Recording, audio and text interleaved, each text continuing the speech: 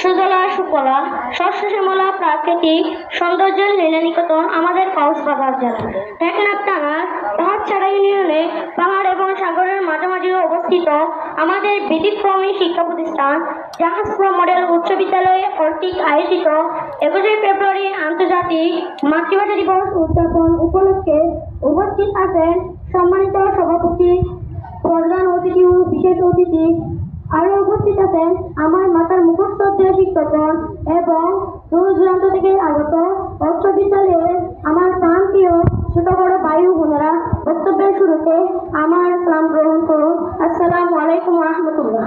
সাথে সাথে সালাম ও দুরূদ পেশ করি মানবতার মুক্তির দূত হযরত মুহাম্মদ সাল্লাল্লাহু আলাইহি ওয়াসাল্লাম এর উপর। সম্মানিত উপস্থিতি, আপনারা জানেন আজকে আমার বক্তব্যের বিষয় হচ্ছে সড়ক দুর্ঘটনা। An accident is the cry of a lifetime. একটি